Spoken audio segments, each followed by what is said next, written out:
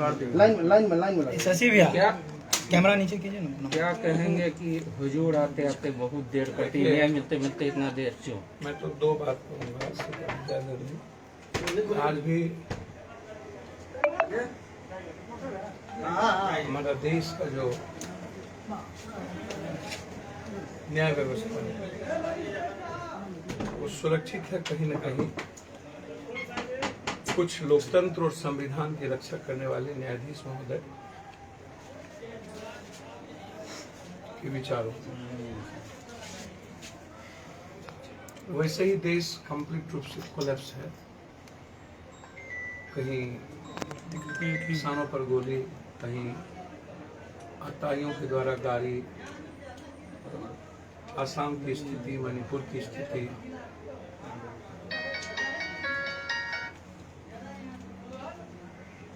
राजनीतिक रूप से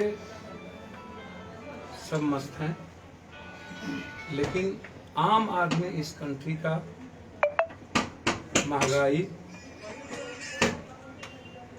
की जो स्थिति है और अर्थव्यवस्था की जो स्थिति है, रोजगार की जो स्थिति है, उसमें आप इतने समझ लीजिए कि किसी का इंटरेस्ट, किसी भी राजनीतिक पार्टियों का इंटरेस्ट, दल का इंटरेस्ट नहीं रहा। विपक्ष को जनता के साथ खड़ा होना पड़ेगा और जनता को, चाहे वो तेल का मामला हो, सिलेंडर का मामला हो, अनाज का मामला हो, कोरोना से जुड़ी मामले हो, लगभग सब कुछ कोलैप्स है। पप्पू यादव ने कोई गुनाह किया या नहीं, वो सच सामने आ गया। हमारी गलती क्या थी कि मैं 5 महीना जेल में, एक बेल टूटा था और हम जनता के बीच थे,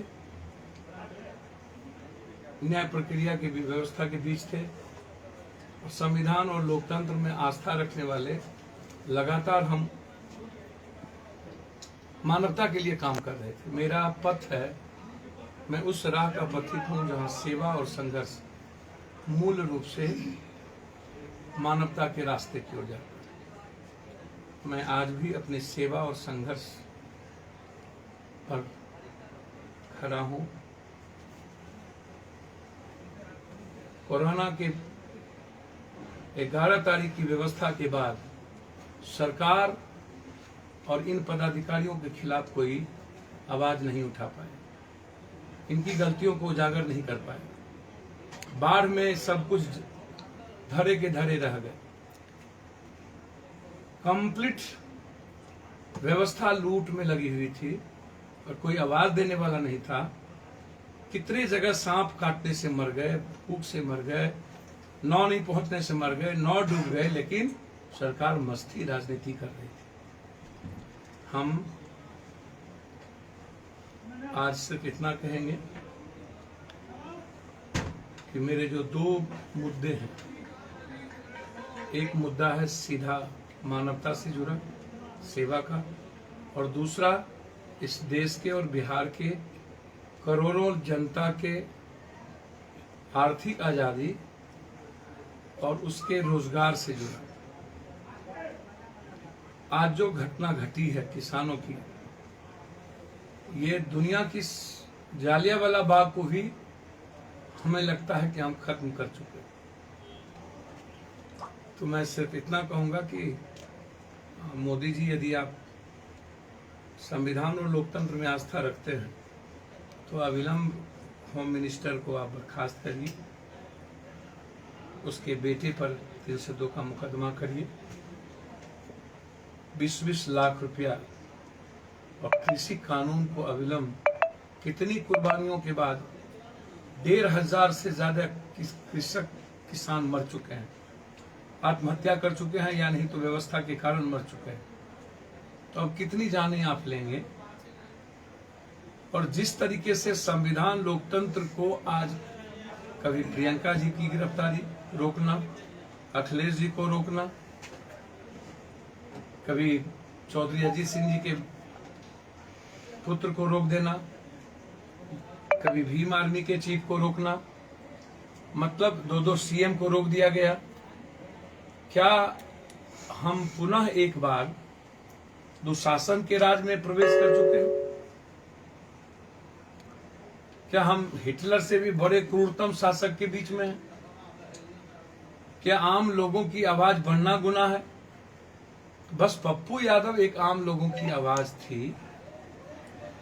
रेमडेसिविर पहुंचाना, हर घर को सिलेंडर पहुंचाना, हर माँ पिता और बेटे के भाई के लाश को शमशान ले जाना, हर गलत लोगों के खिलाफ आवाज सरकार तक पहुंचाना। हम सरकार की जिम्मेदारी का काम कर रहे थे कि उनकी अब आवाज बने हुए थे। तो सरकार ने मुझे क्यों गिरफ्तार किया? मैं तो सिर्फ इतना कहूंगा कि हम 5 महीने नर्क से झूले हैं, हमारी स्थिति अच्छी नहीं है, मानसिक टेंशन हुआ है, प्रताड़ित हमें किए गए हैं। हम सरकार पर अपने लॉयर से बात करेंगे कि क्या हमें डेफिनेशन सूट जो हमको 5 महीने जिस तरीके से जबरदस्ती सरकार ने हमें बंधक बना करके रखा और एक बड़ी साजिश के तहत इसमें ऊपर से नीचे साजिश करता है, हम बहुत जल्द उसका उजागर करेंगे। हम सिर्फ इतना कहेंगे कि हमारा संघर्ष और सेवा जारी रहेगा। आज बाढ़ की स्थिति है, हम निकलेंगे। बाढ़ हालात सीतामढ़ी और जम्मू के अच्छे नहीं है, गंडक उफान पे है। हम कोशिश करेंगे सिंचाई मंत्री की अंतरात्मा को झकझोरने की, उनकी आंखों को खोलने की और जो हालात और परिस्थिति है उसमें सामने। जिस एम्बुलेंस के बाद यह मामला, तो आज वही एम्बुलेंस को ठेल करके फिर यहाँ तक लाया गया। देखिए, वो छोड़िए, उस पर मत जाइए। पूरी सरकार सुन पे अस्पताल आप देख चुके हैं कि नीति आयोग ने क्या कहा है कि पूरे भारत के सबसे अंतिम पायदान पर बिहार है। एजुकेशन अंतिम पायदान पर है और ये एक दिन में नहीं हुआ है, ये लगातार 30-40 सालों से लगातार बिहार की दुर्गति बना दी गई है। कभी चरवाहा, कभी कुछ। आज हालात ऐसे नहीं हुए। जो लोग यह कहते हैं कि हम किंग मेकर थे, 2 प्राइम मिनिस्टर बनाते थे, तो फिर बिहार की दुर्गति ऐसी क्यों? जब आप 2 प्राइम मिनिस्टर बनाए तो बिहार का निर्माण कर लेते। आज 2 व्यवस्थाओं के बीच में बात हो रही है, एक जाति जनगणना की बात होती है और दूसरा आरक्षण की बात होती है। तो निश्चित रूप से मैं चाहता हूं हृदय से कि जब हर गांव में जाति के नाम पर टोला बना हुआ है, हर चौक पर जाति के नाम पर बोर्ड लगा दी गई है, तो आज जाति जनगणना से हम क्यों भागे? उनकी आर्थिक, सामाजिक और शैक्षणिक मजबूती के लिए जातीय जनगणना निश्चित रूप से यह आवश्यक है और विपक्ष को एक मजबूत वकील के साथ सुप्रीम कोर्ट में अपना पक्ष रखना चाहिए ताकि सर्वोच्च न्यायालय इस परिस्थिति को देखे। आज अदालत ने आपको क्या किया, बरी किया कि? भैया, अदालत जब कोई साक्षी नहीं था, ये मैं शुरू दिन से कह रहा हूँ, तो उन्होंने बाइज्जत बरी किया। बुरे परिस्थिति के साथ गए और हम लौटे हैं। मैं आपको बता नहीं सकता हूं कि 5 महीना पल पल इस जो मेरा सेवा है और संघर्ष है वो जारी रहेगा। हर व्यक्ति तक ये जो जाति धर्म मजहब के खेल में, हिंदू मुसलमानों के खेल में देश और राज बटा हुआ है, नंगा नाच कर रहे हैं लोग और लगातार दिख रहा है कि सत्ता पक्ष और विपक्ष का तालमेल है, बीजेपी से गठबंधन है कंप्लीट रूप से। नहीं तो आप सब कुछ देखते हैं कि किस तरीके से पूरी आजादी के साथ कुछ लोग जिन पर बहुत बड़े बड़े आरोप है वो बिल्कुल घूम रहे हैं। ईडी, सीडी, आईबी, सीबी, सबका, बहुत सारे नेताओं पर, एमएलए, मंत्री पर, पूर्व मंत्री पर आरोप है। उसके बाद क्या परिस्थिति है वो मस्त है। इसका मतलब है कि बड़ी कृपा है केंद्र सरकार का कुछ लोगों पर, और केंद्र सरकार के दोनों हाथ में लड्डू है, वो चित भी मेरी पट भी मेरी। राजनीतिक गंदगी खेल इस देश में हो रही है, किसानों के सवाल पर कोई चर्चा नहीं होगी, इस देश के जातीय जनगणना पर चर्चा नहीं होगी, इस देश के रोजगार पे चर्चा नहीं होगी, महंगाई पे चर्चा नहीं होगी, अन्य जो हालात है उस पर चर्चा नहीं होगी। बस पॉलिटिकल एक्ट किया जाएगा, उसमें किस जाति को निशाना, किस वर्ग को, किस धर्म और मजहब को निशाना बनाया जाएगा, बस यही मुद्दा है। सत्ता और राजनीति के अलावे इस देश में दूसरी कोई गंदगी नहीं। आपको जो फंसाया गया है क्या उसका